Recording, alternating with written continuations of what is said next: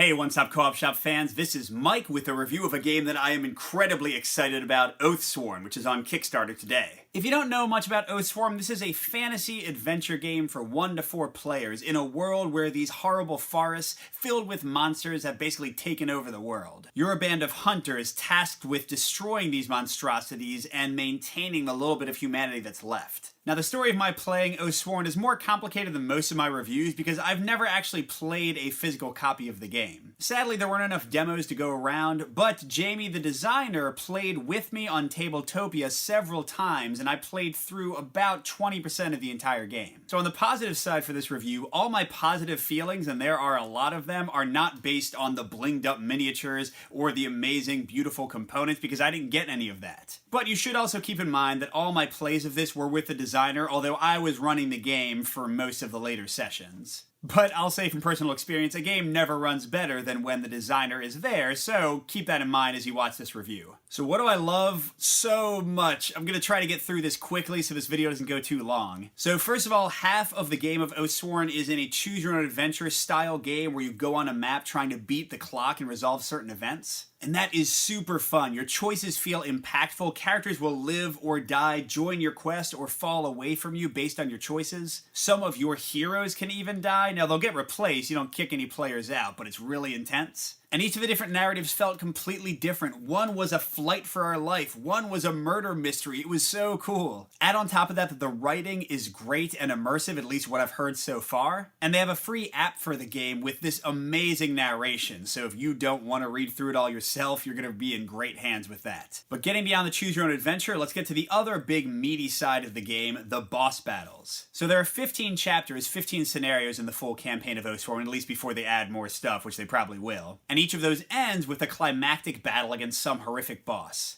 I fought 3 of these guys, and oh my gosh, their AI is so varied. They each have unique mechanics that make them feel completely different from the other. And looking at the art images and previews for the other people, my mind is just blown thinking of the possibilities. This is amazing, amazing differentiation. But beyond the bosses and how cool and challenging they are, I love what you do with your characters in these battles. So first thing I'll go over, the resolution system. It's awesome. You can use dice or cards, and it's kind of a choose your luck system where you say how many dice you want to roll or how many cards you want to draw.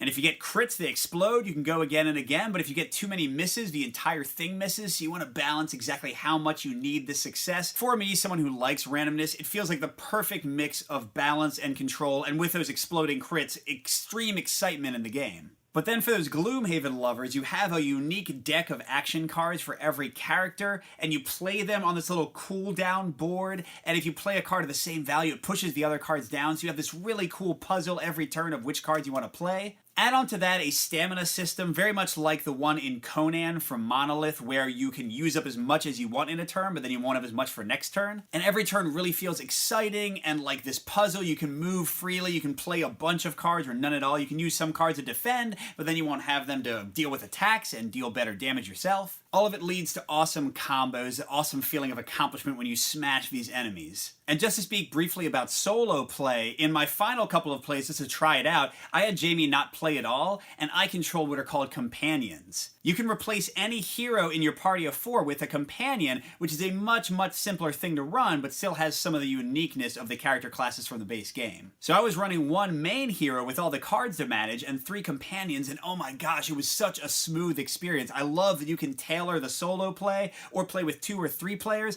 and not feel like you're forced to kind of add extra characters in or change up the core experience. Alright, now as for concerns, I have none, and again, this happens very, very infrequently. I think I've only had that for maybe 1 game so far this year. But there are things that other people might not enjoy, so let me go through some of those. First of all, the choose your own adventure part has a ton of story. You're going to be reading a lot of text. But I'll note, if that's not your favorite thing, the designer has put in an option to either just have that text summarized or skip it entirely and just do boss battle after boss battle after boss battle. Another possible concern is that if you play through the campaign a second time, you're going to see the same bosses. Now, the circumstances leading to you fighting them and the things you bring in with you will be different, but the boss you fought in Chapter 1 your first play will be the same boss you fight in Chapter 1 in your second play. Now, for me, this is not at all a problem, because you're looking at like 50 or 60 hours of gameplay here, and by the time I come back to that first boss, I'll have seen so many crazy varied AIs that I don't think it'll matter at all. But you do basically only have 13 or 14 unique encounters here, so if you want a game that has like 80 monsters, then this isn't it. Another thing this brings up is that this is not a dungeon crawler. It is straight up choose your own adventure and boss battles. That's it. Now, if you're looking for exploration, I think you get a lot of it in the choose your own adventure thing. You go to different locations and different things happen and you kind of solve mysteries through that.